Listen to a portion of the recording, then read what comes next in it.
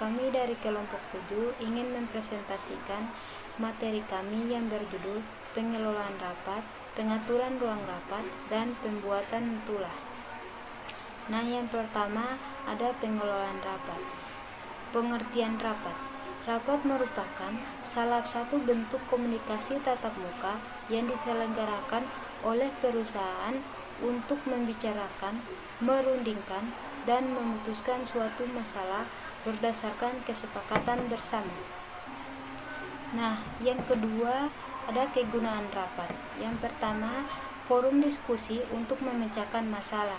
Di sini, rapat sangat diperlukan keaktifan dari para peserta agar tidak minim pendapat pro atau kontra dari peserta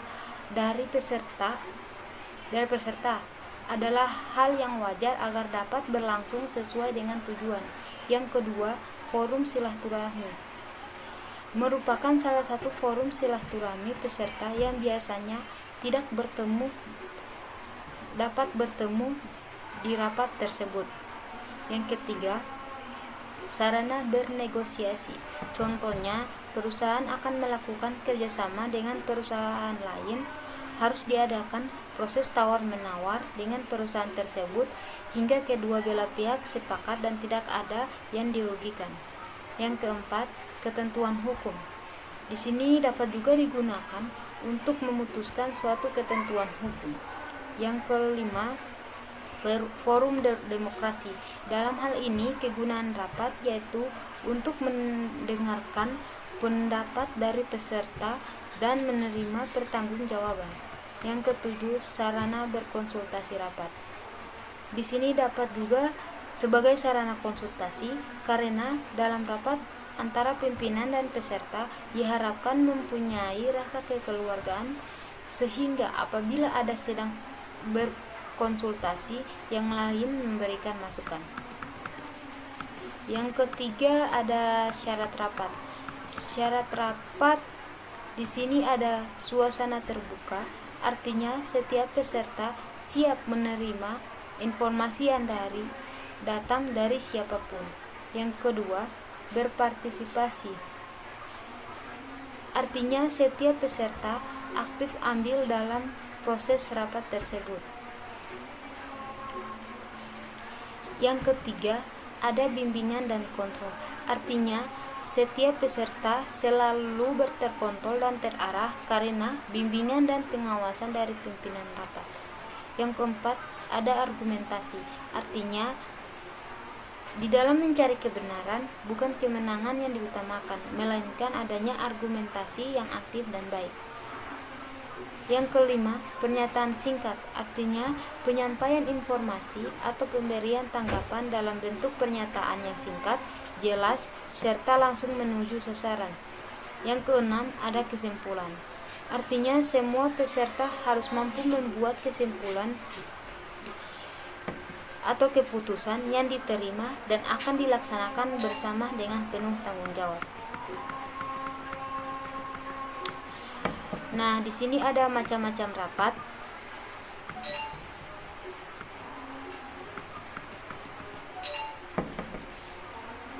Yang pertama, berdasarkan tujuan. Yang kedua, berdasarkan perencanaannya. Yang ketiga, berdasarkan periodisasi. Yang keempat, berdasarkan peserta. Dan yang kelima, berdasarkan tingkat urgensinya. Di sini ada 3 tipe pemimpin rapat. Yang pertama ada tipe otoriter. Tipe otoriter ini adalah tipe pemimpin yang mau menang sendiri. Tipe tersebut banyak memaksakan pendapatnya, sedangkan peserta rapat diminta harus menyetujuinya. Yang kedua ada tipe laissez. Tipe pemimpin rapat yang tidak mau atau tidak sanggup mengendalikan rapat. Rapat dibiarkan begitu saja sehingga berlangsung berlarut-larut. Yang ketiga ada tipe demokratis. Adalah tipe yang mampu menciptakan adanya lalu lintas berkomunikasi dua arah. Para peserta rapat diberikan kesempatan dalam mengemukakan usul, pendapat, dan saran.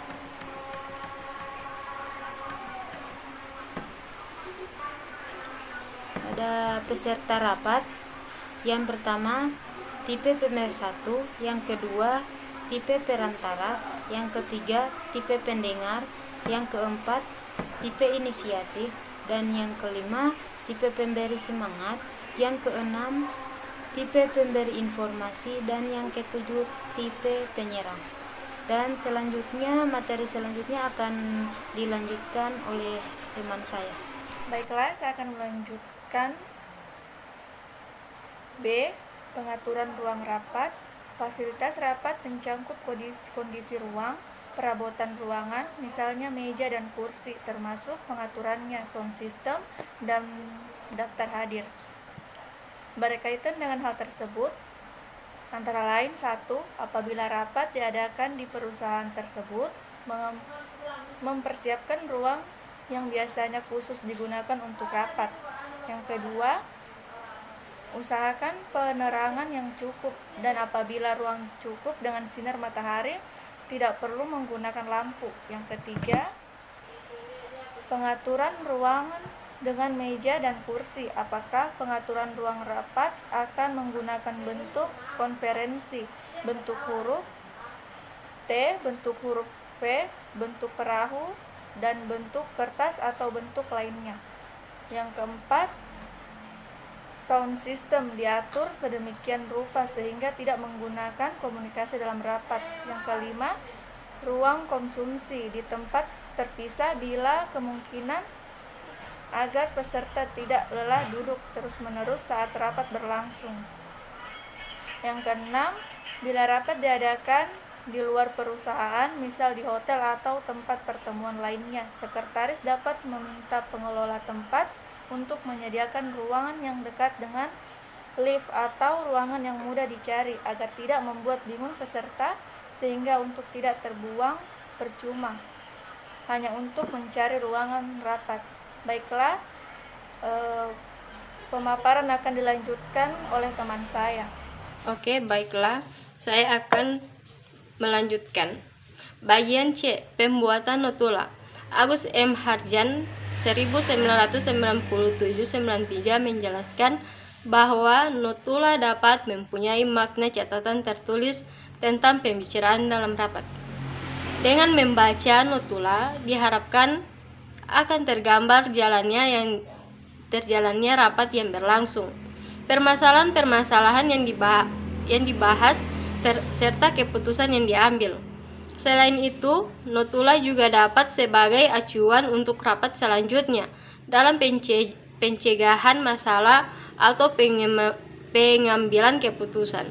Notula yang baik menurut Ignatius Wirsanto harus memenuhi syarat-syarat sebagai berikut. Bagian pertama, 1. Notula harus benar-benar dan objektif, yang berarti bahwa yang dicatat oleh notulis adalah hasil pembicaraan dan keputusan rapat.